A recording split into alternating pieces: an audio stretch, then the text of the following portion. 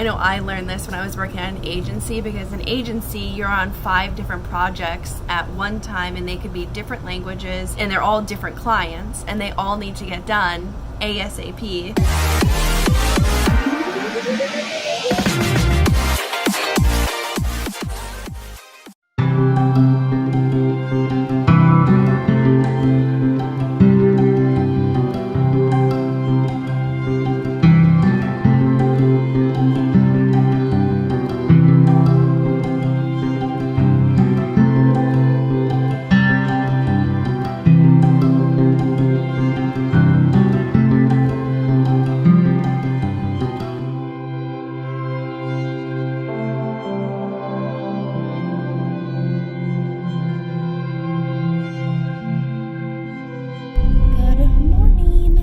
Happening, everybody. Another day, another dollar. We're heading into the office. Heading into work. We were just talking how much we wish that Waymo was an actual thing, because we are stuck in traffic because we left a little bit later than we normally do, and it's just, you know, we could be working while we're in the car. Or just not having to pay attention. True. But we do, so we're looking forward to when that is the norm. The final stretch of deploying the new code to web, iOS, and Android. How does it feel?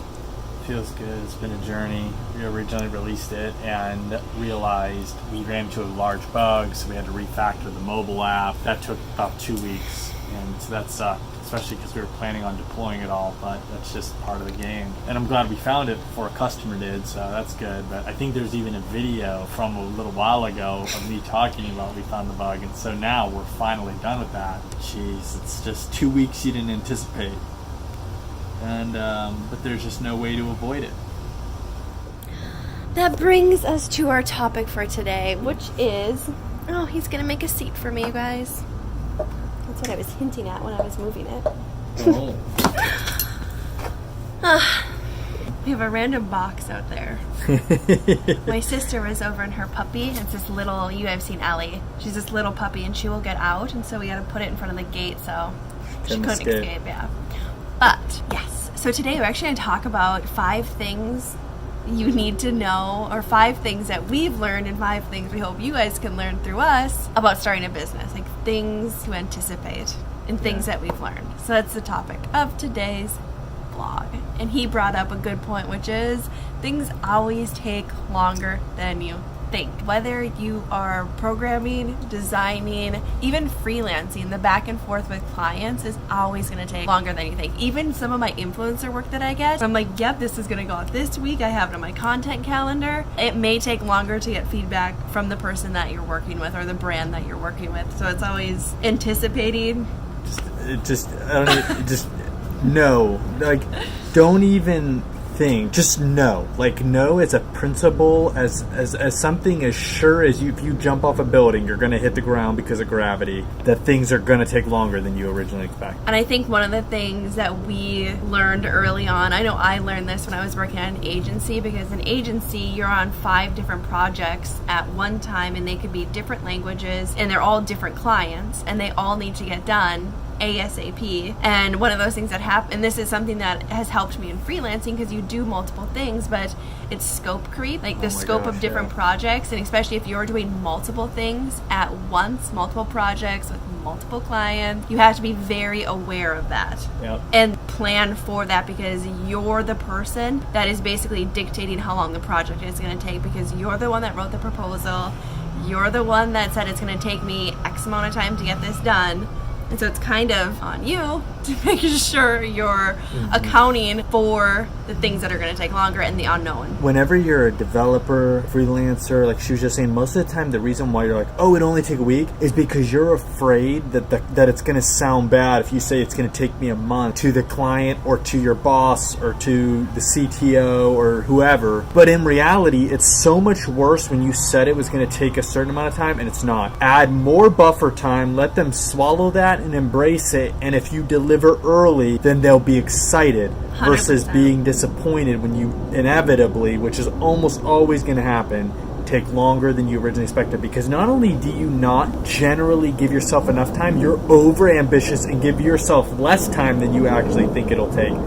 So whenever you think it's going to take some time, don't give it less, just so it'll sound good whenever you tell them.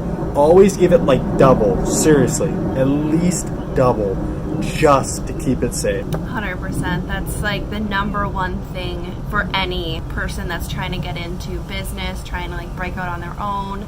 It's just understanding how long things take, and that's kind of like something you learn as you go through the process of being in the tech world.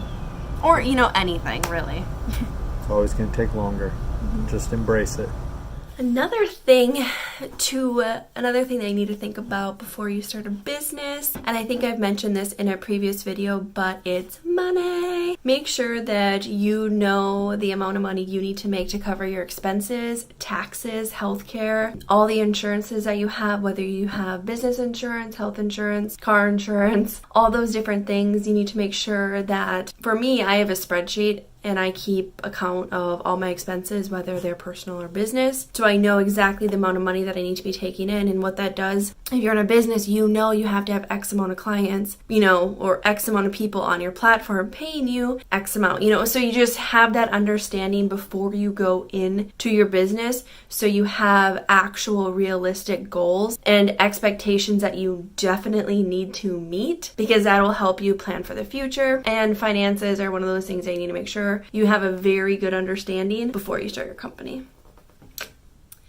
And another aspect of finances that you need to be aware of are taxes. And what type of company are you going to be? I'm not going to give you any sort of tax or accounting advice, because we actually have an accountant that helps us with this stuff. Something that I learned that is actually really important is, if you are starting a company, take a look at the different types of companies you can have. So if you're going to be an LLC, you can actually file for something called an S Corp. So I'm not going to talk a lot about it because that's not my profession, but I would highly recommend taking a look at the different options for tax reasons. A reason why that's important to do before you start your company is because if you're trying to file a different type for a different type of entity of business, you need to make sure you do that in the time frame they give you. Usually it's within the first year they give you leniency, but it's something to make sure you're aware of before you start. We're talking about tips that we wish we would have known when starting our business. One thing that happened to us a couple times is we pivoted away. And we didn't pivot away from industries because we wanted to, right? Because we were just excited about something new. We pivoted away because we had to. And the reason why we had to is we launched products or services in a market that we couldn't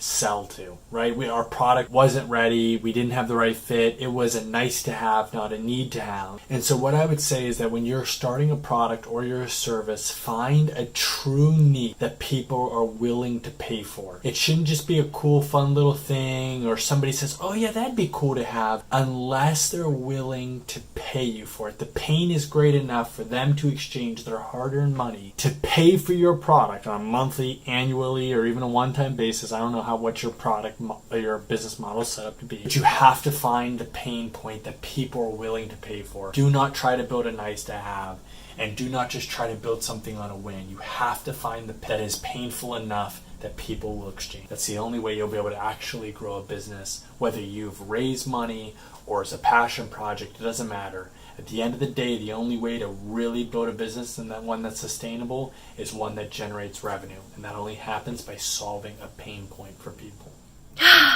Alright, you guys, that ends today's vlog. Hope you enjoyed the little tips. There might not be anything like revolutionary or what term am I looking I don't know. Revolutionary, that's a good word. Yeah, it's not like any new revelation or anything, but those are things that you probably read, but are really important to get right. And yeah, because trust me, those are all things that we've had to think through. Either learn the hard way. Yeah, it's just life. That's, nothing that, kind of like our last video, not everything that other people do is going to work for you, but at least you can take it and think about it and figure out if there is some way to apply it to your life. Yeah. or business. Hope these or tips whatever. help. Yeah. Or if you have any other ones that you really like or have learned, please leave them in the comments. We love to learn. We definitely don't know it all. We have a million things still to learn ourselves. We appreciate the comments and you guys sharing your own stories and insights because just like Josh said, we don't know everything. Yeah. For Far sure. from it. We're still learning. But if you did like this video, beep, beep, beep, beep, hit that thumbs up button. And of course, subscribe to our channel below. We greatly appreciate it, and we hope you guys have a good rest of your day, and we will see you tomorrow. See you guys.